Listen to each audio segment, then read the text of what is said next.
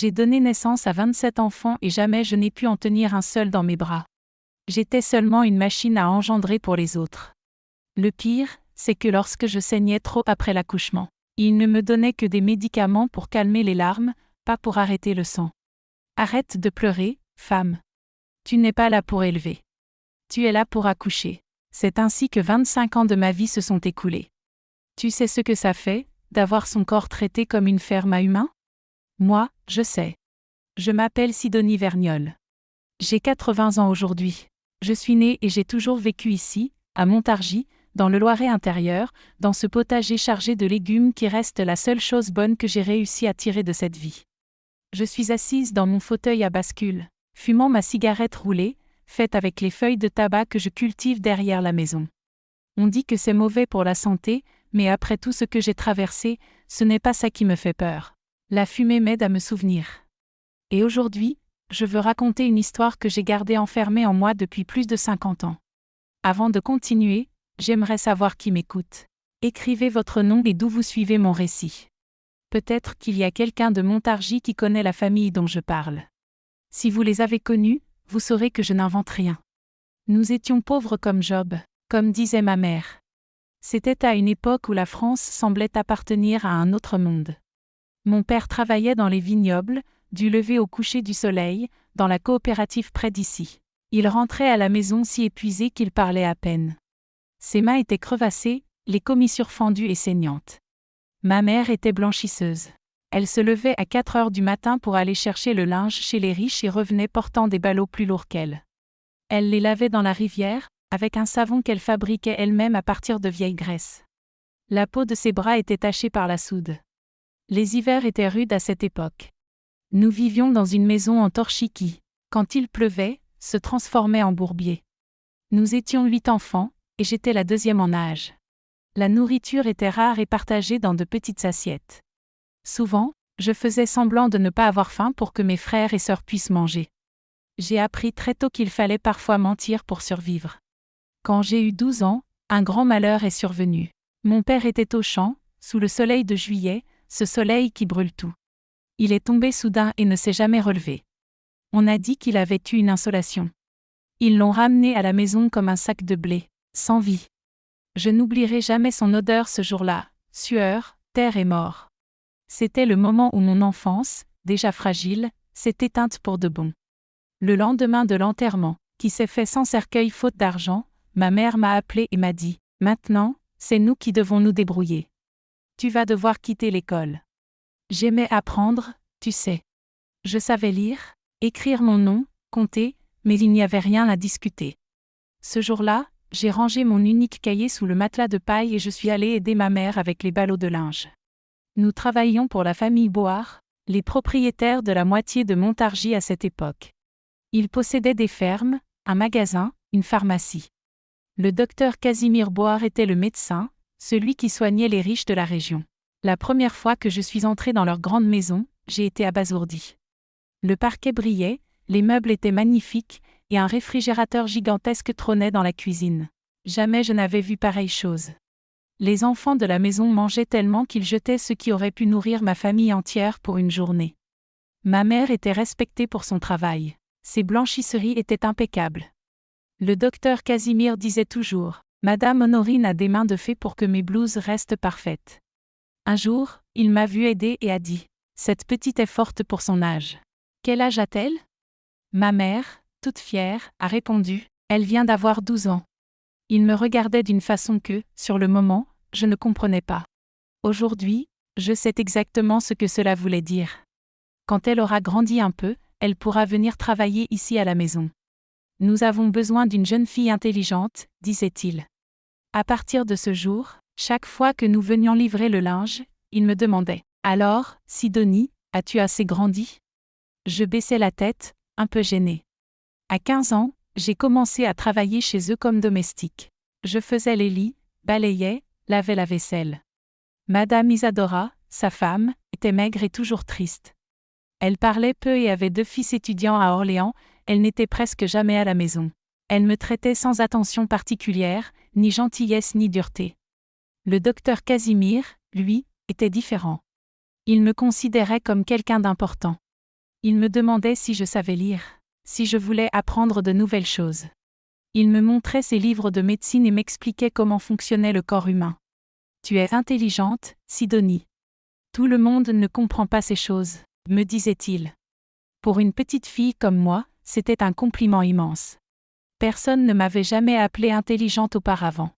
Ces mots me faisaient grandir de 10 centimètres rien qu'en les entendant. Madame Isadora ne pouvait plus avoir d'enfant à cause de complications lors de son dernier accouchement. Le docteur Casimir m'en parlait ouvertement, ce que je trouvais étrange. Pourquoi un homme si important discuterait-il de ces choses avec une petite domestique? Les riches ont besoin d'héritiers, Sidonie. Une famille sans enfants, c'est comme un arbre sans fruits, répétait-il souvent, l'air préoccupé. À l'époque, je ne comprenais pas qu'il me préparait subtilement, qu'il m'attirait dans un rôle qu'il avait prévu pour moi. Quand j'ai eu 17 ans, ma mère est tombée gravement malade. Une toux persistante l'a consumée comme une flamme de bougie. Le docteur Casimir l'a soignée gratuitement, lui donnant des médicaments, mais il a dit que c'était une maladie des poumons, quelque chose de sérieux. Elle est morte 6 mois plus tard, me laissant seule pour veiller sur mes petits frères et sœurs. C'est alors que le patron m'a proposé de venir vivre dans la maison de service au fond de leur cour. C'est mieux pour toi, Sidonie. Tes frères et sœurs peuvent rester chez ta tante. Ici, tu gagneras plus et tu mangeras mieux, m'a-t-il expliqué. Je n'avais pas vraiment le choix. J'ai accepté. Les premiers mois ont été corrects. Des repas à l'heure, un lit propre, un travail dur mais équitable. Le docteur Casimir me traitait de plus en plus différemment des autres domestiques. Il me donnait des vêtements que Madame Isadora ne portait plus. Il me laissait prendre des livres sur ses étagères. Parfois, il s'asseyait avec moi dans la cuisine et prenait le café à mes côtés. Moi, naïve, je croyais qu'il me considérait simplement comme la fille qu'il n'avait jamais eue. Tout a basculé le jour de mes 15 ans. C'était un dimanche, un de ces rares jours où la ferme semblait respirer un peu. J'étais dans la petite chambre du fond, occupée à laver quelques habits, quand il est apparu à l'embrasure de la porte. Son expression était sérieuse, différente de d'habitude. « Sidonie, il faut que je te parle d'une chose importante, a-t-il dit. Il s'est installé sur la seule chaise de la pièce et je suis restée debout, mal à l'aise. Tu sais que je suis médecin, que je soigne beaucoup de familles influentes ici, a-t-il commencé. J'ai hoché la tête, sans saisir où il voulait en venir.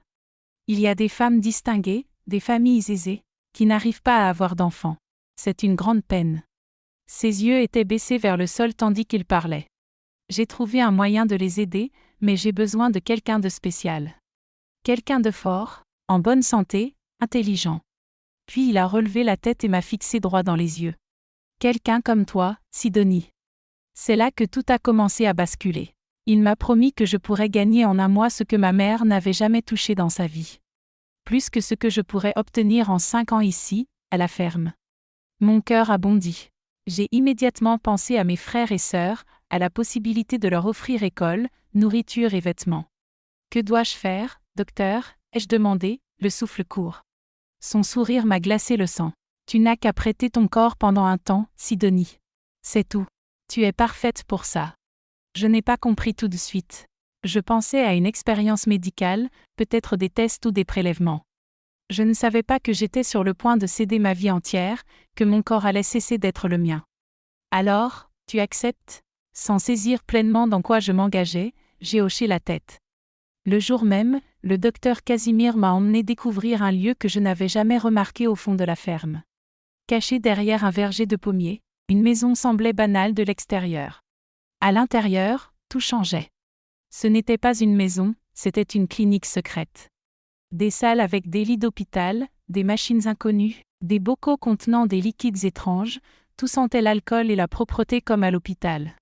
C'est ici que nous aidons la nature à faire ce qu'elle ne peut pas accomplir seule, a-t-il dit, avec ce sourire qui, aujourd'hui, me révulse rien que d'y penser. Je regardais, perplexe. Une infirmière sévère se tenait là, me dévisageant et hochant légèrement la tête comme pour dire « encore une ». « Sidonie, nous allons suivre une procédure simple », a-t-il expliqué. Tu recevras une petite graine qui grandira dans ton ventre pendant 9 mois. Tu t'en occuperas comme si c'était ton enfant, puis elle sera remise à la famille incapable d'en avoir. À ce moment-là, j'ai cru que ce serait comme porter un enfant pour quelqu'un, une idée presque normale aujourd'hui mais ignorée à l'époque. Le lendemain matin, Ils m'ont fait prendre un bain spécial, m'ont fait enfiler une blouse d'hôpital. Je me suis allongée sur ce lit froid, sans comprendre ce qui m'attendait. Le docteur Casimir est arrivé accompagné d'un autre médecin que je n'avais jamais vu. Ils m'ont fait une injection qui m'a rendue légèrement étourdie. Mais je n'ai pas fermé l'œil. J'ai senti leurs instruments froids contre moi, et quelque chose a été placé à l'intérieur de mon corps. La douleur était insupportable, mais je suis restée silencieuse. Personne ne m'a jamais vraiment expliqué ce qui se passait. Tu vas rester ici quelques jours, le temps qu'on soit sûr que ça a pris, a dit le médecin inconnu, me parlant comme si j'étais un terrain à cultiver. Une semaine d'examen quotidien a suivi. Puis le docteur Casimir est venu dans ma petite chambre où j'étais isolée, le visage illuminé par un large sourire. Ça a marché, Sidonie. Tu vas apporter une grande joie à une famille très importante. C'est à ce moment qu'ils m'ont exposé les règles. Je ne pouvais parler à personne de ce qui m'arrivait. Je n'avais pas le droit de quitter la clinique avant la naissance. Aucune visite n'était autorisée. Ils ont dit à mes frères et sœurs que j'avais trouvé du travail comme infirmière dans une ville lointaine. L'argent serait envoyé chaque mois pour eux. Ce n'est que temporaire. Après, tu reviendras à ta vie normale, a menti le docteur Casimir. La grossesse a été un véritable calvaire. Moi qui n'avais jamais porté d'enfant, je ne savais rien de ce qui était normal ou non. Je vomissais à m'en sentir mourir parfois. Mes muscles me faisaient souffrir partout, du dos aux jambes. Quand le bébé a commencé à bouger, c'était à la fois merveilleux et étrange. Je lui parlais à voix basse, consciente qu'il n'était pas vraiment à moi. « Pardonne-moi petit, mais ta tante ne pourra pas t'élever », pensais-je en silence. Malgré tout, un sentiment d'affection étrange s'est installé pour cette créature qui grandissait en moi. Mais la pire épreuve n'était pas la douleur physique, c'était la solitude. Je passais mes journées enfermée dans une petite chambre dont la fenêtre s'ouvrait à peine. Je ne voyais que l'infirmière Revêche qui venait vérifier ma tension et le docteur Casimir qui surgissait parfois pour examiner mon ventre. Pour ne pas sombrer, j'ai commencé à chanter les chansons que ma mère fredonnait. Je comptais les fissures sur le mur. Je m'imaginais la famille qui allait recevoir ce bébé. Seront-ils gentils avec lui? Raconte-t-il d'où il vient? Ces questions semblaient futiles à l'époque, maintenant je sais. Quand le 9e mois est arrivé, les douleurs ont commencé. J'ai cru que j'allais mourir sous leur poids. Je le jure devant Dieu, je hurlais, mais personne n'est venu à mon secours. Après des heures d'agonie, on m'a finalement conduite dans une salle d'accouchement improvisée. Le docteur Casimir et un autre médecin étaient là, accompagnés de l'infirmière. Ils ont attaché mes mains au lit. Je n'oublierai jamais cette sensation. Ils prétendaient que c'était pour éviter que je bouge, mais aujourd'hui je sais que c'était pour m'empêcher de garder l'enfant. J'ai mis au monde une petite fille. Ses cris résonnaient, vigoureux, signe qu'elle était en bonne santé. « Laissez-moi la voir », ai-je supplié. « Pas question », a rétorqué le médecin, me tournant le dos, mon bébé dans ses bras. Je n'ai jamais pu la toucher, ni savoir le nom qu'on lui avait donné, ni la couleur de ses cheveux, rien du tout. On m'a fait une injection pour m'endormir. À mon réveil, mes seins étaient bandés, douloureux à force de pression, gonflés par le lait. L'infirmière m'a donné un médicament amer. « Ça va tarir le lait. Oublie que tu as eu un enfant », m'a-t-elle dit. Comme si c'était simple. Comme si on pouvait arracher un morceau de cœur sans conséquence. Je suis restée une quinzaine de jours à récupérer, pleurant en cachette. Quand j'ai été un peu remise, le docteur Casimir est revenu avec une enveloppe. « Voici la première partie de ton paiement. Tu as fait un travail remarquable », a-t-il déclaré. J'ai ouvert et découvert une somme d'argent que je n'avais jamais vue de toute ma vie. Je restais là, incapable de croire ce que je voyais. « Quand est-ce que je peux rentrer chez moi ?» ai-je demandé. Il a souri de cette manière glaciale qui me donnait des frissons. « Bientôt. Mais avant, nous allons préparer le suivant. » C'est là que j'ai compris que ce n'était pas un accident, que ce cauchemar ne faisait que commencer. Entre chaque grossesse, on me laissait retourner chez les Bourgard quelques mois. Mes frères et sœurs venaient me voir, pensant que je travaillais réellement comme infirmière et que je partais parfois en mission. Le mensonge était soigneusement orchestré. Grâce à l'argent que j'envoyais, ils vivaient correctement. Ma sœur aînée veillait sur les plus petits. C'était ma seule consolation. Ma mère est morte sans jamais connaître la vérité sur ce que je faisais réellement. Sur son lit de mort, la maladie l'ayant déjà tout pris, elle m'a pris les mains et dit « Comme je suis fière de toi, ma fille, tu travailles comme infirmière, tu sauves des vies. » J'ai pleuré ce jour-là, pas de tristesse pour sa mort, mais de honte pour ce mensonge. Elle est partie en croyant que j'avais accompli quelque chose dans la vie, alors qu'en vérité, je n'étais qu'un objet, un incubateur humain. Avec le temps, j'ai découvert que le docteur Casimir n'était qu'une pièce d'un système plus vaste. Il y avait tout un réseau, d'autres médecins, des politiciens influents, des fermiers fortunés. Tous envoyaient des clients au docteur Casimir, des couples incapables d'avoir des enfants. Certains venaient de Paris, de Lyon, payant des fortunes pour obtenir un bébé avec des caractéristiques précises. On m'appelait l'une des productrices. D'autres femmes, pauvres comme moi, vivaient isolées dans différents lieux pour que personne ne se doute de rien. Les bébés que je portais étaient destinés aux familles aisées de France, mais certains partaient même à l'étranger. Une fois, j'ai surpris une conversation entre Casimir et un homme en costume. Il parlait en dollars, évoquant de faux papiers pour emmener des enfants hors du pays. C'était un système immense, organisé, et moi, je n'étais qu'une pièce jetable. Si jamais elle mourait, on en trouverait une autre. J'ai surpris l'homme en costume prononcer ces mots quand il croyait que je dormais. Mes chers, je sais que ce récit est dur à entendre. C'est la première fois de ma vie que je parle ainsi. Si cette histoire vous touche, de près ou de loin, sachez que la chaîne Sagesse de Mamie continue grâce à votre soutien.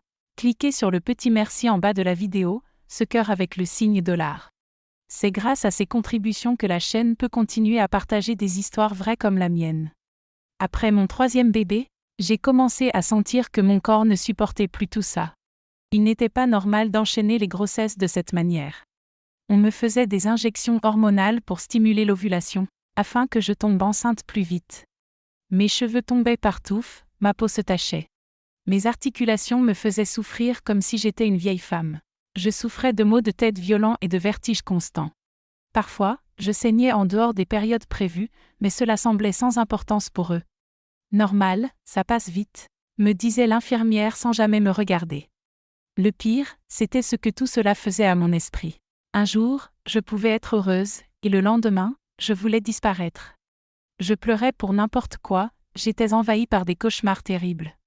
Des idées noires me traversaient, faire du mal aux médecins, fuir, ou même en finir. Je n'avais jamais imaginé nuire à quiconque, mais la souffrance forge et brise. Je sentais que je touchais au point de rupture. Chaque grossesse avait son lot de terreur. Un jour, un bébé est né prématuré, tout petit, faible. Ils se sont dépêchés de l'emporter, ne me laissant même pas le voir. J'ai appris plus tard qu'il n'avait pas survécu, et on ne m'a jamais expliqué correctement. Une autre fois, j'ai eu des jumeaux. L'accouchement fut d'une douleur inimaginable, j'ai cru me fendre en deux. Les deux étaient vivants, criant à plein poumon, un garçon et une fille. Je me demande encore aujourd'hui s'ils ont été séparés ou restés ensemble.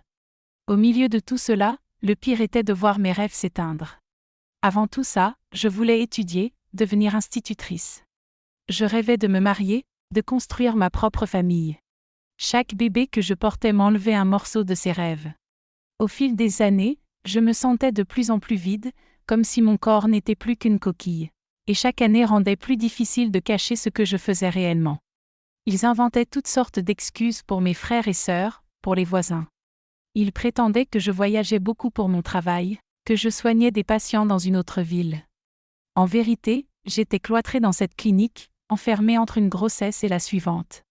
Quand je sortais, c'était toujours la nuit, toujours dissimulée, toujours avec l'ordre de ne parler à personne. Après mon 15e bébé, j'ai compris que je ne tiendrais pas encore longtemps ainsi.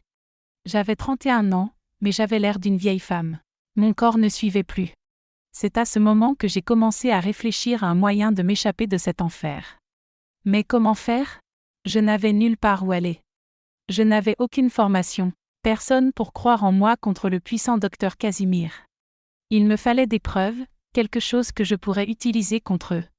Alors j'ai commencé à observer chaque détail, à écouter les noms qu'ils prononçaient, à noter les dates des accouchements et qui venaient récupérer les bébés. J'ai découvert qu'une des armoires de la clinique renfermait des dossiers avec des informations sur tous les enfants nés là. Qui était la mère, qui était le père biologique. Ils sélectionnaient avec soin, toujours des hommes robustes et intelligents, pour des familles particulières, en notant combien elles avaient payé. Quand j'étais seule, je trouvais des moments pour examiner ces dossiers en cachette. L'idée de garder des preuves m'est venue en tombant sur un dossier à mon nom. Il y avait mes photos, mes examens, surtout sur ma santé. À la fin, une liste recensait tous les bébés que j'avais portés, date, sexe, caractéristiques, destination. Voir tout cela aligné m'a glacé le sang.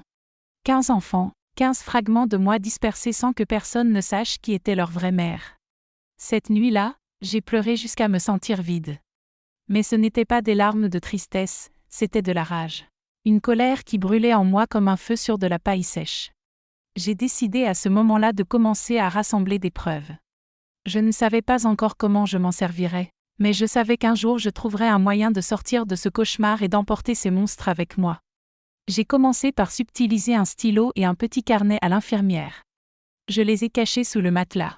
Chaque nom, chaque date, chaque détail entendu était soigneusement noté en secret. C'était le début de ma revanche. Après tout ce que j'avais enduré, quelque chose avait changé en moi.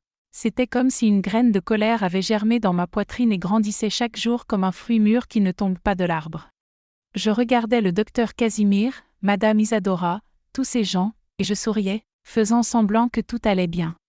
Mais à l'intérieur, je bouillais. Ils me traitaient comme un simple animal de ferme, pensant que j'étais aussi idiote qu'une vache laitière. Mais cette vache-là avait appris à réfléchir. C'est ainsi que j'ai commencé à garder des preuves de tout ce qu'ils me faisaient et de ce qu'ils faisaient aux enfants. Tout a commencé quand je rangeais de vieux vêtements à jeter et que je suis tombée sur un de ces dossiers abandonnés. Il était déchiré sur un côté, mais suffisait pour ce que je voulais. Je l'ai emporté dans ma petite chambre au fond de la clinique, où je restais entre deux grossesses. J'ai ouvert le vieux matelas avec de petits ciseaux que j'avais cachés. J'ai percé un trou dans la doublure et j'y ai glissé le dossier. C'était ma toute première cachette, l'endroit où je gardais chaque petit bout d'information que je réussissais à subtiliser à ces démons en blouse blanche. La première chose que j'ai pu prendre, c'était un fragment de mon propre dossier médical. Un jour, l'infirmière revêche a laissé la salle ouverte, sans verrouiller la porte. J'ai foncé à l'intérieur et j'ai attrapé la feuille qui recensait toutes les dates de mes accouchements. Je l'ai pliée très finement et glissée dans mes vêtements. De retour dans ma petite chambre, je l'ai rangée dans le dossier caché sous le matelas. C'était peu, mais c'était le commencement. Après cela, chaque fois que je me retrouvais seule dans les couloirs ou les salles d'examen, je subtilisais quelque chose. Une ordonnance usagée, une note de dosage de médicaments, parfois même une facture d'électricité qui révélait le vrai nom de la clinique. Mais ces papiers ne prouvaient pas grand-chose. Il me fallait quelque chose qui montrait les enfants, qui attestait de leur existence et de leur enlèvement. Et c'est là que le destin a changé le cours de ma vie. Un jour, un homme riche de Paris est venu à la clinique pour récupérer un bébé, le 16e que j'avais porté. Cet homme n'était pas comme les autres. Il parlait fort, se croyait important. Il avait une valise remplie d'objets précieux, et parmi eux, un appareil photo instantané, un Polaroid, comme il l'appelait. Il a laissé sa valise dans un coin pour aller voir l'enfant. Moi, qui nettoyais le sol juste à côté, j'ai réussi à saisir l'appareil sans que personne ne s'en aperçoive. C'est la seule fois de ma vie où j'ai volé quelque chose, et je ne le regrette pas un instant. J'ai caché l'appareil au même endroit que le dossier, après avoir passé du temps à comprendre comment ce petit engin fonctionnait. J'ai découvert qu'il contenait déjà quelques feuilles photos. Pas beaucoup, mais suffisamment pour mon plan. À partir de ce moment, chaque fois que j'accouchais, j'attendais la première occasion. Quand il laissait le bébé dans la nurserie avant qu'il ne soit emmené, je prenais une photo en cachette. Les infirmières faisaient toujours la sieste après l'accouchement, fatiguées par leur travail. C'était le moment où j'agissais. Le petit appareil faisait du bruit, mais je l'enroulais dans un tissu épais pour étouffer le son. Les photos sortaient parfois floues ou trop sombres, mais on distinguait toujours le visage du bébé. Derrière chaque photo, j'écrivais la date, le sexe de l'enfant et tous les détails que j'avais entendus sur la famille qui allait l'accueillir. Mais cela ne suffisait pas.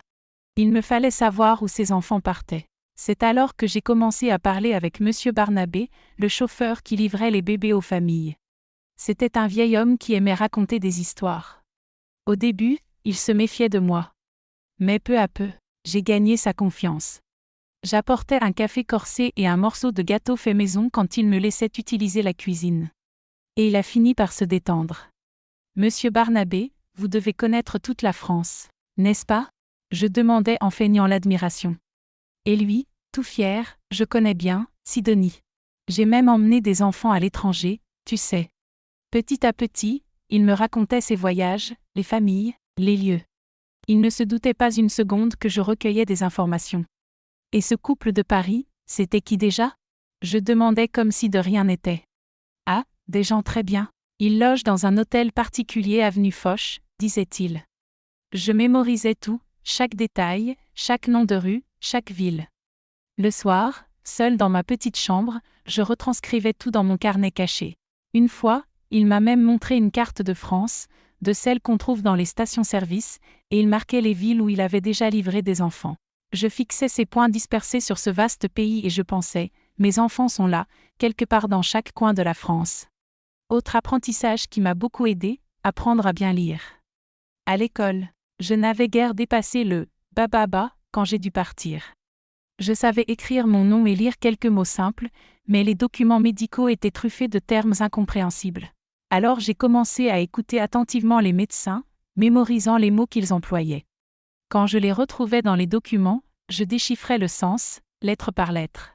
J'ai subtilisé un petit dictionnaire d'occasion dans la salle d'attente et j'étudiais en cachette la nuit, à la faible lumière qui passait par la fenêtre. C'est ainsi que j'ai compris ce qu'était l'insémination, la fertilisation, le contrôle hormonal et tous les autres noms élégants pour les horreurs qu'ils me faisaient subir. Le système que j'avais conçu pour mes notes était pensé pour que personne ne le découvre. J'avais 3 petits carnets de poche. Le premier, je le cachais sous l'évier de la salle de bain, dans un carreau décollé. Dans celui-là, je notais seulement des chiffres et des dates, le jour où je recevais la petite graine, le jour où je découvrais que ça avait pris, le jour de l'accouchement. Si quelqu'un tombait dessus, il penserait que ce n'était que des comptes mal faits. Le deuxième carnet, je le rangeais dans un savon évidé, et j'y consignais les détails des enfants, garçons ou filles, couleur des cheveux et des yeux, poids. Le troisième, le plus précieux, restait dans le matelas avec les photos. J'y écrivais tout sur les familles, noms, villes, professions, combien elles avaient payé, toutes les informations glanées dans les conversations. Une fois, j'ai failli être découverte, et c'était de justesse. J'étais dans ma petite chambre en train de développer une photo d'un petit garçon potelé né ce matin-là. La photo est sortie, et je la contemplais les yeux embués de larmes, quand la porte s'est ouverte brusquement. C'était Madame Isadora, l'épouse du docteur Casimir, qui venait rarement à la clinique. Elle est entrée sans frapper, annonçant qu'elle venait apporter du linge propre. J'ai caché la photo sous l'oreiller en un geste rapide, mais elle a tout de suite remarqué que je dissimulais quelque chose.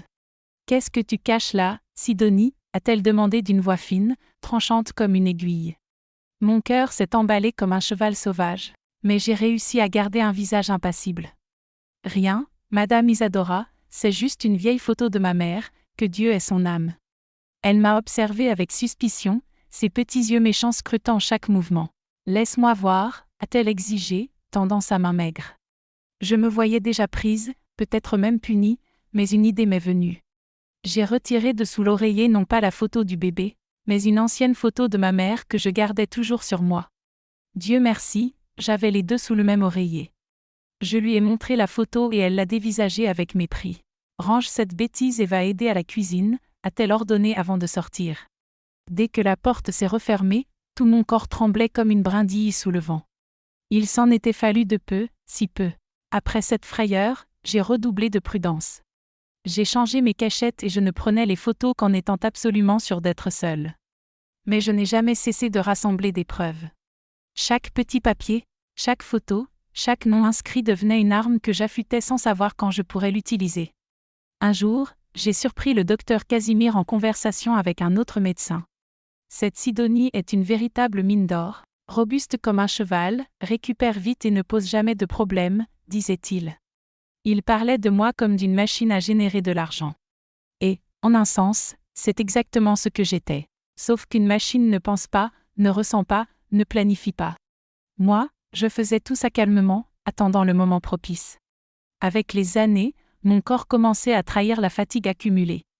Trop de grossesses, l'une après l'autre, comme si j'avais accumulé un siècle de récupération dans mes entrailles. Mes cheveux tombaient par poignées, mes dents se déchaussaient. Mes articulations me faisaient souffrir sans jamais guérir. Les médecins s'en moquaient et augmentaient seulement les doses de médicaments et de vitamines pour que je tienne encore et encore. J'avais perdu le compte du nombre de ventres que j'avais portés lorsque j'ai eu 40 ans. Je n'étais plus cette petite fille innocente qui était entrée dans la clinique. J'étais une femme vieillie avant l'heure, le corps brisé mais l'esprit rempli de plans. C'est à ce moment-là que j'ai décidé qu'il fallait plus que rassembler des preuves. Il me fallait un plan pour utiliser toutes ces informations un jour. J'ai commencé à réfléchir à qui pourrait m'aider quand le moment viendrait. Je me suis rappelé d'un jeune avocat qui venait parfois en ville, le neveu d'une cliente de ma mère. Il était réputé honnête et courageux, quelqu'un qui n'avait pas peur des puissants. J'ai gardé son nom en tête, Maître Apollinaire. Un jour, lorsque j'aurai assez de preuves, j'irai le voir et je raconterai tout depuis le début. Pendant que ce plan germait dans ma tête, je continuais à tomber enceinte, à accoucher et à livrer des enfants comme une usine humaine. Le 20e, le 21e, le 22e. Chaque accouchement était plus épuisant que le précédent. Mon corps criait d'arrêter, mais je n'avais pas le choix. Je ne pouvais que continuer à rassembler des preuves et attendre. Les photos s'accumulaient, plus de 20 déjà, toutes soigneusement cachées. Les carnets avaient été remplacés plusieurs fois à cause du manque d'espace. Ma colère grandissait, alimentée par chaque pleur de bébé que je ne pouvais consoler, par chaque enfant qu'on m'arrachait. Une des douleurs les plus intenses de tout ce temps était de voir comment les familles recevaient ces enfants. Certaines venaient les chercher elles-mêmes et je les observais en cachette. Je voyais l'amour dans leurs yeux, la joie sincère d'avoir enfin un enfant dans les bras. Cela me laissait des sentiments partagés. D'un côté, je savais que mes enfants auraient une vie confortable, une maison sûre, une éducation de qualité, tout ce que je n'aurais jamais pu leur offrir. D'un côté, il y avait cette douleur profonde, le poids de savoir que cet amour apparent reposait sur ma souffrance, sur l'exploitation de mon corps, sur des mensonges constants. Aucune de ces familles ne connaissait la vérité, ou faisait semblant de l'ignorer quant à la manière dont ces enfants étaient venus au monde. Je me demande si vous aurez le courage de cliquer sur « like » pour cette vidéo. Trop lourd, n'est-ce pas? Trop dur à entendre.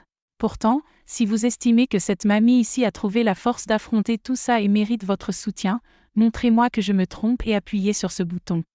Voyons si vous êtes aussi courageux que j'ai dû l'être. Au fil du temps, j'ai commencé à comprendre l'ampleur réelle du système. Ce n'était pas seulement le docteur Casimir et sa clinique. C'était un réseau étendu, avec des médecins, des avocats, des politiciens, des gens influents. D'autres femmes comme moi, éparpillées dans différentes villes, toutes pauvres, toutes désespérées, participaient à ce même cauchemar. J'ai eu la chance d'apercevoir certaines d'entre elles quand elles étaient amenées pour des examens. Dans leurs yeux, je voyais le même vide, la même fatigue que je ressentais. Je me demandais si elles accumulaient elles aussi des preuves, nourrissant leur colère en silence, ou si elles avaient abandonné depuis longtemps. Le pire, c'était le temps qui passait alors que j'étais toujours prisonnière. Les années 60 avaient cédé la place aux années 70, puis aux années 80, et le monde autour de moi continuait de changer tandis que moi, j'étais figée, réduite à accoucher encore et encore. Mes petits frères et sœurs grandissaient avec l'argent que j'envoyais, croyant que j'étais infirmière, que je voyageais pour mon travail. Ils ne me reconnaissaient presque plus, tant j'avais changé. La petite fille joyeuse qui rêvait d'enseigner s'était transformée en une silhouette brisée, usée jusqu'à l'os. Une nuit, je me suis retrouvée à repenser à tous les enfants qui étaient sortis de moi. 27 à ce moment-là. Un chiffre difficile à imaginer. Ça ferait une salle de classe entière, avec des élèves assis jusque sur les rebords des fenêtres. Et moi, je n'avais jamais tenu un seul d'entre eux dans mes bras, jamais bercé, jamais vu un sourire adressé à moi, jamais entendu un « maman ». Cette nuit-là, j'ai pleuré jusqu'à ce que mon oreiller soit trempé. Mais ce n'était pas seulement des larmes de tristesse. C'étaient des larmes de planification, de décision. Quelque chose en moi me disait que j'avais accumulé assez de preuves, que le moment d'agir approchait. C'est à 43 ans que mon corps a finalement dit stop. J'étais enceinte pour la 27e fois et l'accouchement a été le plus douloureux, le plus dangereux. J'ai cru que j'allais mourir ce jour-là. J'avais perdu tellement de sang que j'ai eu l'impression de m'assécher, comme une rivière en plein août. Après qu'ils aient pris le bébé, un petit garçon frêle, faible, incapable de pousser un vrai cri, le docteur Casimir est venu dans la chambre où je tentais de récupérer.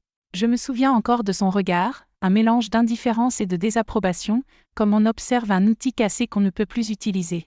« Sidonie, je crois que notre route s'arrête ici », a-t-il déclaré, sans jamais croiser mes yeux. « Ton utérus est trop fragilisé, il ne supportera plus aucune grossesse. Tu ne nous sers plus. » Ces mots, « tu ne nous sers plus », auraient dû me blesser profondément, mais étrangement, j'ai ressenti un poids se détacher de mes épaules. Je n'en pouvais plus. J'étais prête à tout pour mettre fin à ce cycle, prête à fuir s'ils avaient tenté de m'imposer une nouvelle grossesse. Et voilà qu'ils me laissaient partir, sans même s'en rendre compte. Et maintenant, qu'est-ce qui m'attend ? Ai-je demandé, en essayant de camoufler le soulagement qui me traversait. Nous allons te remettre une gratification pour les services rendus, a-t-il répondu, comme si j'étais une employée prenant sa retraite. Tu peux retourner à ta vie normale. Il ignorait que ma vie normale avait été anéantie depuis longtemps, que chaque instant m'avait été volé par lui et ses complices. On m'a remis une enveloppe contenant de l'argent, une somme qui me paraissait énorme sur le moment, mais que je savais aujourd'hui dérisoire comparée à ce qu'ils avaient engrangé grâce à mes enfants. Disparais de Montargis. Va dans une autre ville et recommence à zéro, m'ont-ils conseillé. Comme si c'était si simple. Comme si une femme seule, sans diplôme, avec un corps brisé, pouvait tout simplement reconstruire sa vie. Mais moi, j'avais d'autres plans, nourris depuis des années, arrosés de larmes et fertilisés par ma colère. Je suis sortie de cette clinique avec 2 valises, l'une contenant mes vêtements, l'autre dissimulant soigneusement toutes les preuves accumulées, la graine de ma vengeance enfin prête à éclore. Je franchissais cette porte avec une enveloppe entre les mains et 25 années de vie volées sur le dos. La gratification qu'il m'offrait était si ridicule qu'elle aurait pu me faire rire. Je n'ai pas ri, parce que j'avais oublié comment faire. Le docteur Casimir m'avait convoqué dans son bureau, me congédiant comme on écarte un vieil animal devenu inutile. Pour tes services rendus, a-t-il dit en me tendant cette enveloppe blanche, sans jamais poser les yeux sur moi. Je l'ai ouverte devant lui. C'était de l'argent qui semblait considérable à mes yeux, mais pour eux, c'était une misère. Un seul de leurs clients payait bien plus pour un bébé, et j'en avais donné 27. J'ai fait le calcul rapidement dans ma tête. Ça ne représentait même pas un pourcentage de ce qu'ils avaient amassé grâce à mon corps. Mais j'ai avalé ma salive, baissé les yeux comme toujours, et j'ai murmuré merci. Merci docteur. Des mots vides. À l'intérieur, je bouillonnais. Ils m'ont laissé 2 semaines pour quitter la petite chambre du fond, celle qui avait été ma prison et ma maison pendant tant d'années. J'ai rassemblé mes maigres affaires calmement, sans précipitation. Chaque objet que je choisissais de garder était une décision réfléchie. Ce que j'emportais, ce que je laissais derrière, les vieux habits, les chaussures usées, tout pouvait rester. Mais les preuves accumulées pendant des années, celles-là, elles m'accompagnaient coûte que coûte. J'ai cousu une poche secrète dans la doublure de ma vieille valise en cuir. J'y ai glissé les documents, les carnets, les photos, tout ce qui pouvait faire tomber ces monstres. Les dernières nuits, je n'ai presque pas fermé l'œil. Je restais allongée, fixant le plafond fissuré, repensant à tout ce que j'allais entreprendre ensuite. Le plan était là, oui, mais il me fallait le courage pour le mettre à exécution. Le jour du départ, personne ne m'a fait signe. Les infirmières m'ignoraient comme si j'étais invisible. Les médecins étaient absorbés par d'autres mères. Seul M. Barnabé, le vieux chauffeur devenu ami malgré lui, m'a serré dans ses bras, et a murmuré à mon oreille « Prends soin de toi, petite ». Il ne savait rien, mais quelque chose lui disait que tout n'était pas normal. Je suis sortie par le portail arrière, sans un regard en arrière. Rien là-bas ne méritait mon attention. J'ai pris un bus pour Montargis, pour revoir mes frères et sœurs. À mon apparition, ils ont eu peur. J'avais l'air d'une vieille femme, mais très marquée par des années de grossesse successives qui avaient usé ma vie. Mon Dieu Sidonie, qu'est-ce qu'ils t'ont fait ? Ma petite sœur me regardait, pleine d'inquiétude. Comme toujours, j'ai menti, le travail d'infirmière est épuisant, ma fille. Je ne suis restée qu'1 semaine. Je ne supportais ni les questions, ni les regards de pitié. Et j'avais peur, une peur viscérale, que quelqu'un finisse par découvrir où j'étais et vienne me chercher. Ou pire, qu'il s'en prenne à ma famille. Alors j'ai décidé de suivre le plan que j'avais mûri depuis des années. J'ai pris un bus pour Orléans, cette grande ville où je n'avais jamais mis les pieds. Tout bougeait autour de moi, le bruit, la foule, les voitures. Je me sentais perdue, mais je n'avais pas le temps de m'émerveiller. Mon objectif était clair, retrouver l'avocat dont j'avais mémorisé le nom, Maître Apollinaire. Le trouver n'a pas été simple. J'ai arpenté des rues qui montaient et descendaient, demandant mon chemin, me perdant souvent. Finalement, j'ai aperçu son cabinet, niché dans un vieil immeuble au cœur du centre-ville. L'endroit était modeste, loin des bureaux luxueux des séries télé. Tout était propre et bien rangé, mais rien de plus. Maître Apollinaire n'était pas l'homme sérieux et intimidant que j'avais imaginé. Je m'attendais à quelqu'un de plus âgé. De strict, de ceux qui inspirent la crainte rien qu'à les regarder. Mais c'était un jeune homme, à peine la trentaine, avec une voix douce qui me rassurait. Quand je suis entrée dans son bureau, mes mains tremblaient et je peinais à tenir ma valise.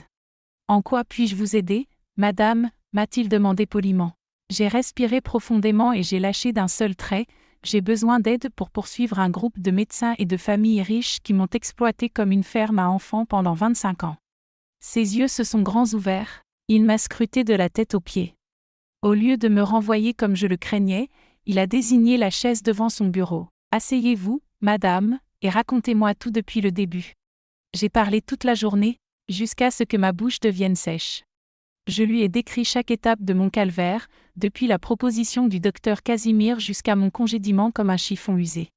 Au fur et à mesure, je sortais de ma valise les preuves, documents, carnets, photos. Maître Apollinaire les empilait sur la table, les yeux écarquillés de plus en plus. Quand j'ai terminé, la nuit était tombée. Il est resté un long moment silencieux, se passant la main dans les cheveux, incapable de croire ce qu'il venait d'entendre. « Madame Sidonie, a-t-il dit enfin, c'est le cas d'exploitation humaine le plus grave que j'ai jamais vu. C'est criminel à tant de niveaux que je ne sais même pas par où commencer. » Il a pris une photo d'un nouveau-né et a secoué la tête. « Combien y en a-t-il eu ?» a-t-il demandé. « 27, ai-je répondu, sentant le poids écrasant de ce chiffre. Dans les jours qui ont suivi, nous avons commencé à travailler sur l'affaire. Maître Apollinaire n'était pas d'Orléans mais de Paris, ce qui jouait en notre faveur. Il n'avait pas peur des puissants du Loiret. Pendant une semaine, il a étudié toutes les preuves, organisé les documents, pris des notes. Il m'a hébergé chez sa sœur, une femme honnête qui ne posait pas de questions. Au bout de 7 jours, il m'a rappelé dans son bureau. « Madame Sidonie, nous avons 2 options. Nous pouvons engager une procédure pénale, longue, douloureuse et incertaine car ces familles ont beaucoup de pouvoir, ou les confronter directement, leur montrer tout ce que nous avons et négocier un accord. » Je n'ai pas hésité un instant. Je veux les regarder en face, maître. Je veux voir leur panique lorsqu'ils réaliseront que la vache qu'ils croyaient stupide a gardé des preuves de tout. Maître Apollinaire avait envoyé des lettres aux 5 familles principales du système. Les Beauregard, les Montclair, les Belmont, les Hauteville et les Grandes Maisons. Chaque lettre, officielle, sur papier à en-tête, les convoquait à une réunion urgente à Orléans, dans son cabinet. Le contenu restait vague, mais il était clair que leur intérêt était de se présenter. Cette semaine d'attente a été la plus longue de toute ma vie. Je ne dormais presque pas, je mangeais à peine. Je répétais sans cesse ce que j'allais dire, comment je devais me tenir, comment ne pas flancher. Maître Apollinaire me rassurait, « Laissez-moi parler, Madame Sidonie.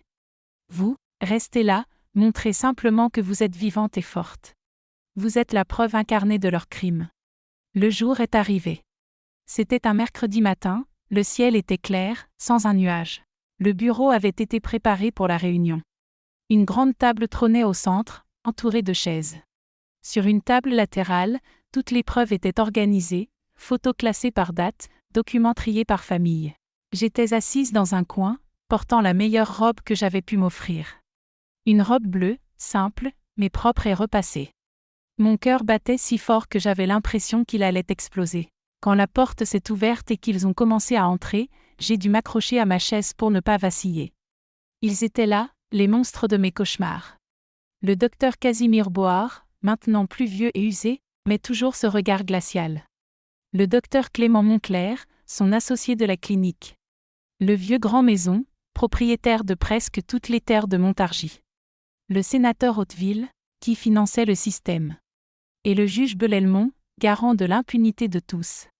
Tous des hommes, tous puissants, et pourtant, ils ont cessé de respirer quand ils m'ont vue assise là. « Qu'est-ce que ça signifie ?» demanda Casimir, la voix tremblante de colère. « Que fait cette femme ici ?» Maître Apollinaire, calme comme toujours, a désigné les chaises. « S'il vous plaît, messieurs, asseyez-vous. Nous avons beaucoup à discuter. » Ils se sont assis, méfiants, me scrutant comme si j'étais un fantôme. Et, d'une certaine façon, je l'étais, le fantôme vivant de leur crime, revenu les hanter. Maître Apollinaire a commencé son exposé, racontant qui j'étais, ce que j'avais enduré et pendant combien d'années. Il montrait les preuves, les photos des enfants, les documents de la clinique, mes carnets avec les dates, les noms des familles, combien elles avaient payé. Leurs expressions sont passées du dédain à la panique pure. C'est absurde, cette femme est folle, a crié le sénateur Hauteville en frappant la table, mais sa voix trahissait sa peur. Maître Apollinaire a poursuivi, du calme, nous avons assez de preuves pour ruiner la vie de chacun dans cette salle. Exploitation humaine, trafic de bébés, falsification de documents, évasion fiscale. La liste semblait interminable. Un par un, ils ont perdu leur couleur, comme s'ils avaient vu leur propre cercueil ouvert devant eux. Que voulez-vous exactement ? A finalement demandé le juge Belelmont, toujours pratique et direct. De l'argent, c'est ce que je voulais. Maître Apollinaire m'a lancé le regard convenu, le signe que nous étions prêts. Je me suis levée, tremblante mais résolue, et j'ai parlé pour la première fois. Je veux la justice, ai-je dit, mais je sais que des gens comme vous ne finiront jamais vraiment en prison. Alors, faisons un accord. L'accord était simple. Une pension à vie pour moi, suffisante pour vivre dans le confort et la dignité. De l'argent versé chaque mois sur un compte ouvert à mon nom par Maître Apollinaire, sans retard, sans excuse. En échange, les preuves resteraient scellées dans un coffre de banque. Si un jour l'argent cessait d'arriver ou si quelque chose m'arrivait, à moi ou à ma famille, tout serait remis à la presse, au procureur, à la police. C'est une assurance vie, expliqua Maître Apollinaire. Ils n'avaient pas d'autre choix. Ils ont signé les papiers, juré de respecter l'accord et sont sortis, tête basse, anéantis. Et moi, j'ai senti un poids immense s'envoler de mes épaules. Je n'avais pas obtenu la justice totale, mais je leur avais arraché ce qu'ils n'auraient jamais cru me céder, le respect et ma liberté. Avec l'argent de la pension, j'ai acheté une petite maison modeste à Montargis, avec un grand jardin où j'ai planté fruits et légumes. J'ai fait venir mes frères et sœurs pour vivre avec moi. J'ai payé les études de mon neveu. À 43 ans, j'ai commencé une nouvelle vie. Les Beauregard et les autres familles ont respecté l'accord à la lettre. L'argent est toujours arrivé à temps. Je pense qu'ils tremblaient rien qu'à imaginer le contenu du coffre. Maître Apollinaire venait encore me voir de temps en temps. Il était devenu un ami précieux. C'est lui qui m'a aidé à acheter quelques terrains en ville, qui ont pris de la valeur avec le temps et m'ont offert davantage de sécurité. Mais tout l'argent du monde ne pouvait effacer la douleur de mes enfants perdus. Ils étaient éparpillés aux 4 coins de la France, grandissant sans connaître leur vraie mère. Dans les premières années après l'accord, je sortais peu. J'avais peur de croiser l'une des familles dans la rue, de donner une raison pour rompre le pacte. Mais avec le temps, j'ai repris confiance. J'ai commencé à me promener en ville, à fréquenter l'église, à aller au marché, des choses que je n'avais jamais pu faire auparavant. Et c'est lors d'une de ces sorties que l'inattendu s'est produit. De loin, j'ai aperçu un jeune homme qui ressemblait énormément à mon frère quand il était enfant. Même bouche, même démarche. Mon cœur a bondi. Je savais, avec cette certitude qu'une mère seule peut avoir, qu'il était l'un de mes enfants. Il devait avoir une vingtaine d'années, bien habillé, l'air d'un étudiant. Je suis restée figée sur le trottoir, le voyant passer, voulant crier, l'appeler, lui dire qui j'étais. Mais je ne pouvais pas. L'accord ne le permettait pas. Et plus encore, quel droit avais-je de bouleverser sa vie ainsi ? Ce fut la première d'une longue série de rencontres à distance. Avec le temps, j'ai appris à reconnaître mes enfants dans la ville. Une jeune fille aux yeux comme les miens vendant des vêtements dans une boutique chic. Un jeune homme au nez familier travaillant à la banque. Une fillette avec mes boucles allant à l'école en uniforme. Je les observais de loin, mémorisant chaque détail, inventant dans ma tête une histoire pour chacun d'eux. Je ne me suis jamais approchée, jamais adressé la parole. C'était une douleur douce, comme une blessure qu'on ne laisse pas cicatriser, parce que la sentir rappelle qu'on est vivant. Parfois, je me demandais s'ils avaient la moindre idée de leurs origines, s'ils s'étaient déjà interrogés sur quelque chose. Beaucoup me demandent, Madame Sidonie, pourquoi ne pas tout avoir dénoncé à la police ? Pourquoi avoir accepté l'argent plutôt que la justice ? Et je leur retourne la question, qu'auriez-vous fait à ma place, après 25 ans à donner des enfants à des familles riches, sans droit, sans éducation formelle, sans soutien ? Commentez en bas ce que vous auriez fait. Au fil des années, les vieux du système sont morts un à un. Dr Casimir fut le premier. On raconte que ce fut d'une crise cardiaque, mais je préfère croire au remords. Les autres ont suivi.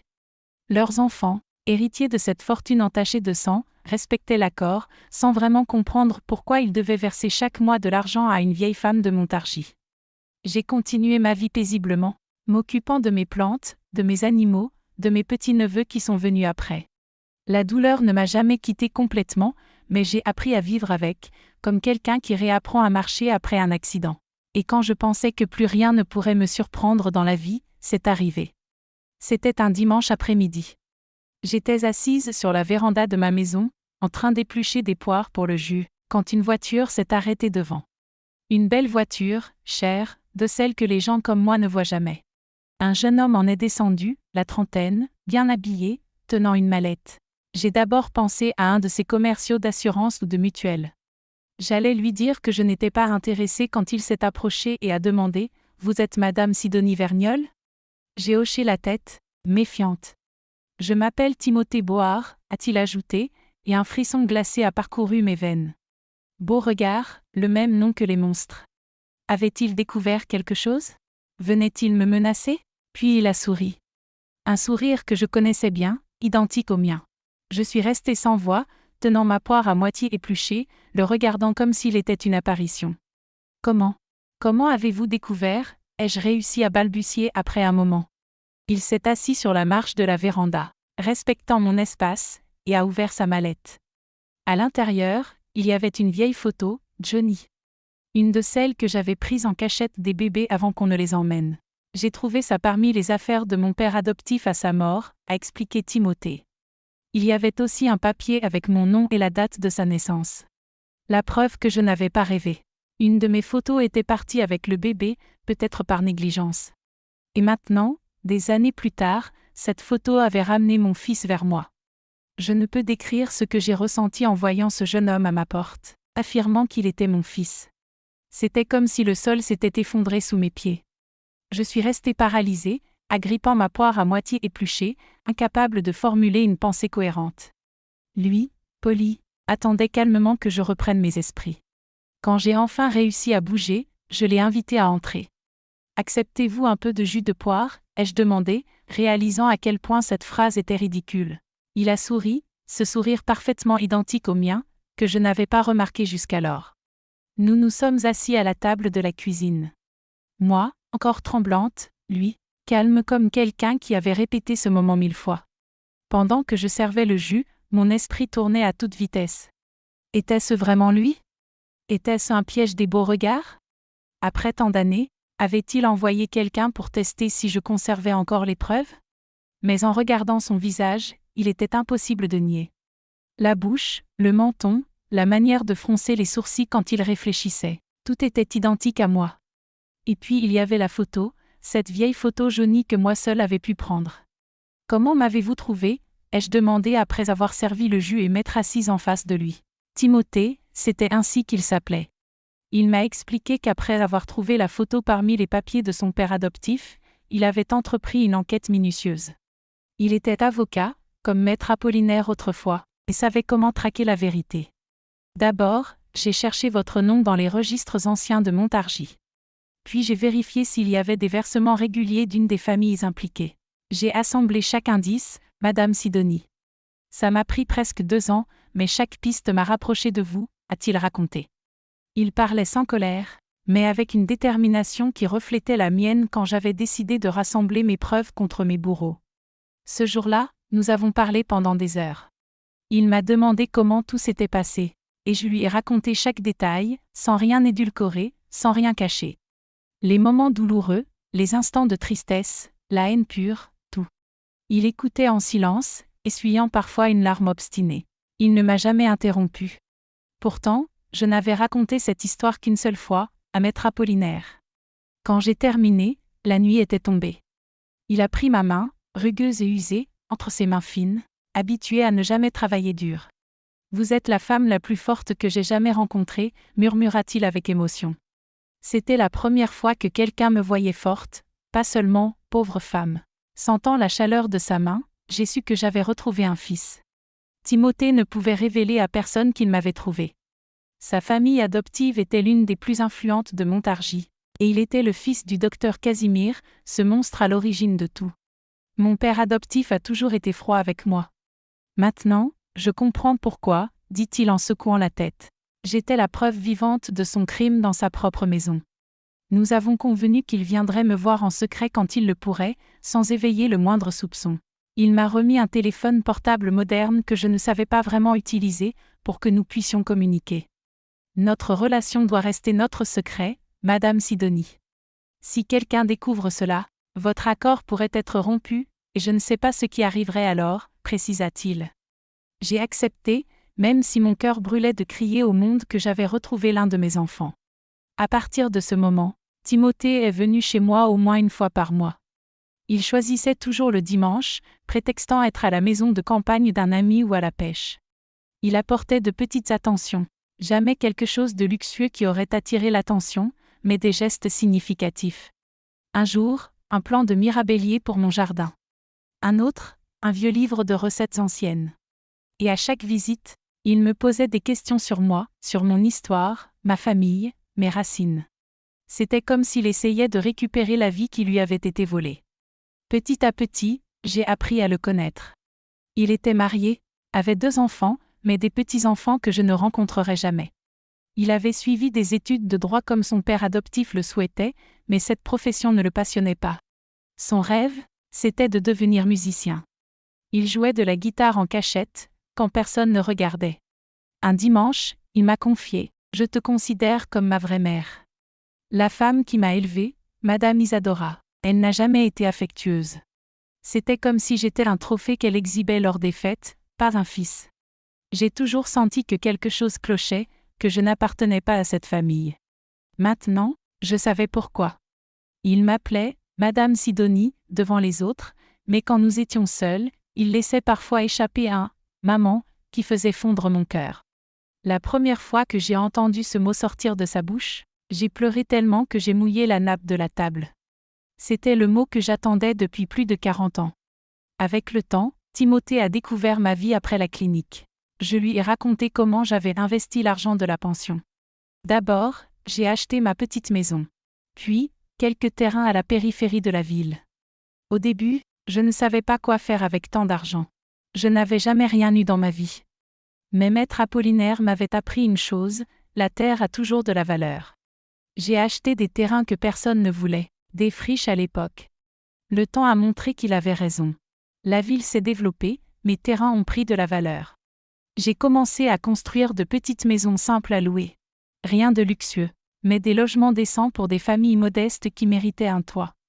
Je demandais un loyer juste. Je traitais mes locataires avec respect. C'était ma façon de rendre au monde un peu de dignité, celle qu'on avait tenté de m'enlever.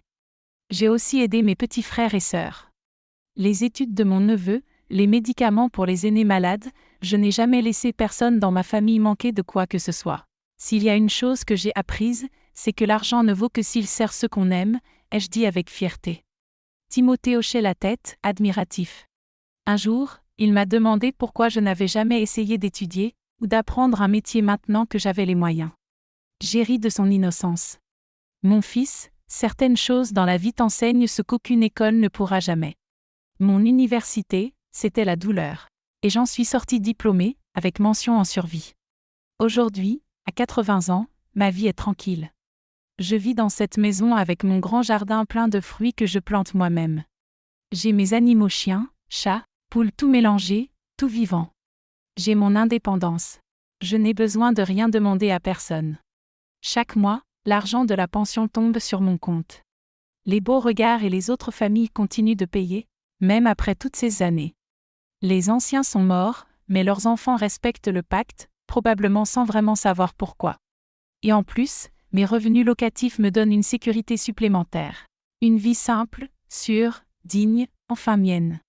Ce n'est pas une vie de riche, mais c'est bien plus que ce dont j'avais jamais rêvé quand j'étais cette petite fille qui lavait le linge à la rivière avec sa mère. Je vois encore, de loin, quelques-uns de mes autres enfants. Montargis n'est pas une grande ville. On finit toujours par se croiser. L'une est médecin à l'hôpital municipal. J'éprouve une fierté immense quand j'entends parler d'elle. Un autre est devenu professeur à l'école technique. Une des filles tient une boutique au centre. Tous vivent bien, sans jamais avoir la moindre idée que cette vieille dame qui s'arrête parfois sur le trottoir pour les observer est leur vraie mère. Timothée voulait leur dire, rassembler tous les frères et sœurs, mais je ne l'ai pas laissé faire. Chacun a sa vie, mon fils. C'est déjà assez difficile pour toi de porter ce secret. Imagine pour eux, qui ont grandi sans jamais se poser de questions. Il comprend, mais n'est pas d'accord. Il dit que tout le monde a le droit de connaître sa vraie histoire. Peut-être qu'un jour je changerai d'avis, mais pour l'instant je préfère observer de loin, chaque vision d'eux est un trésor. Ce qui me fait le plus mal, ce n'est pas ce qu'ils m'ont fait, bien que ce soit horrible en soi. C'est de savoir que ce que j'ai vécu n'était pas un cas isolé. D'autres femmes comme moi ont été dispersées dans toute la France, utilisées et jetées quand elles ne servaient plus. Et aujourd'hui encore, d'une autre manière mais avec la même cruauté, les femmes pauvres sont exploitées par ceux qui ont le pouvoir. Les choses se sont beaucoup améliorées, me disait Timothée pour me consoler. Mais moi, qui vois le monde avec les yeux de quelqu'un qui a tout vu, je sais que l'exploitation a juste changé d'habit. Maintenant, elle se cache derrière les opportunités, l'emploi, les faveurs. Les patrons riches qui abusent de leurs employés ne sont pas si différents du docteur Casimir. La différence, c'est qu'aujourd'hui, il y a des lois, des droits, des gens pour surveiller. Peu, mais il y en a. J'ai déjà vu de jeunes filles du quartier travailler sans contrat, gagner moins que le salaire minimum, humiliées un jour sur deux. Quand je peux, je les appelle, je leur parle un peu de mon histoire. Pas tout, juste assez pour ouvrir leurs yeux, ton corps t'appartient, ta dignité aussi. Personne n'a le droit de te l'enlever. Certaines écoutent, d'autres pensent que c'est le radotage d'une vieille folle. Mais je plante la graine. Si elle germe ne serait-ce que chez une seule, ça aura valu la peine. À mon époque, les femmes n'avaient pas le choix, pas de voix, nulle part où fuir.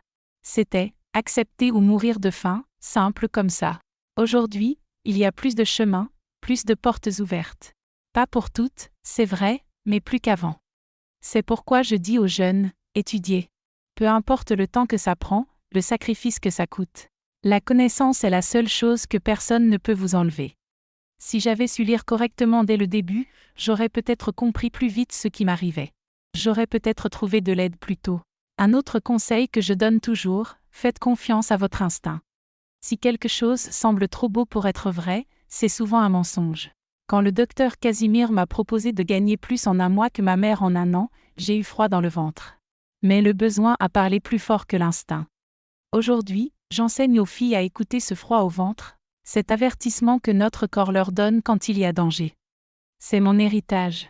Ma façon de réparer un peu le monde, de rendre aux autres la force qu'on m'a arrachée. Le corps le sent, ma fille, il devine avant que l'esprit n'ait compris. Et par-dessus tout, jamais, jamais ne laissez quiconque mettre un prix sur votre dignité. Je sais ce que c'est quand il ne reste aucune issue, quand il y a des enfants à nourrir, quand toutes les portes semblent fermées. On fait alors l'impossible pour continuer à vivre. Je ne juge personne pour ça. Moi-même, j'ai accepté ce qu'on me proposait quand je ne voyais pas d'autres alternatives. Mais si vous avez le choix, choisissez toujours de rester maîtresse de votre existence, même si cela signifie vivre avec moi. Le droit de décider de son corps et de sa vie n'a pas de valeur monnayable. C'est une leçon que mes cicatrices m'ont apprise. Cette douleur que j'ai portée toute ma vie est devenue ma force. Les marques sur ma peau, les vergetures de 20 grossesses, les cicatrices de tant d'accouchements, mes mains endurcies par le travail acharné, tout cela raconte mon histoire sans un mot. Chaque ride sur mon visage est un chapitre de ce que j'ai traversé. Je n'éprouve aucune honte. Elles sont la preuve que j'ai survécu et que je ne me suis pas laissé anéantir. Timothée vient me voir désormais plus souvent. Depuis la mort de son père adoptif, il se sent plus libre d'être avec moi. Nous gardons encore notre secret, mais il n'a plus cette peur qui le paralysait avant. Parfois, il amène ses enfants, mes petits-enfants, pour que je les voie. Il me présente comme Madame Sidonie, une amie proche de la famille. Les plus jeunes ignorent qui je suis vraiment, mais je sens leur affection. Le plus petit, 8 ans, m'a demandé un jour pourquoi je ressemblais tant à son père. J'ai avalé difficilement et répondu, parce que les bonnes gens se ressemblent toujours, mon chéri. Il a ri, satisfait de cette explication un peu idiote, puis est retourné jouer dans le jardin. Peut-être qu'un jour, il découvrira la vérité. Pour l'instant, je me contente de le regarder courir parmi les poules de ma cour, libre et joyeux, comme je n'ai jamais pu l'être à son âge. Sur les 27 enfants que j'ai mis au monde, je n'ai retrouvé qu'un seul. Mais ce seul-là a ramené un fragment de mon âme que je croyais perdu à jamais. Chaque dimanche passé avec lui est un cadeau que je n'aurais jamais osé espérer. Quand il repart, je reste à la fenêtre, observant la voiture disparaître, le cœur chargé d'un serment différent de l'ancienne douleur. Un serment doux, celui de protéger quelque chose de précieux. C'est Timothée qui m'a encouragé à raconter mon histoire dans cette vidéo. Maman, beaucoup de gens ont besoin d'entendre ton vécu. Cela pourra aider d'autres femmes, m'a-t-il dit. J'ai hésité au début. Qui voudrait écouter l'histoire d'une vieille femme comme moi? Mais il a insisté, a amené son équipe et sa caméra, et me voici. Je m'appelle Sidonie Vergnol, j'ai 80 ans, et voici l'histoire de ma vie. La femme qui a donné naissance à 27 enfants pour d'autres et qui a su trouver justice par ses propres moyens. Si vous voulez découvrir d'autres récits comme le mien, des histoires que peu osent raconter, abonnez-vous dès maintenant à la chaîne Sagesse de Mamie.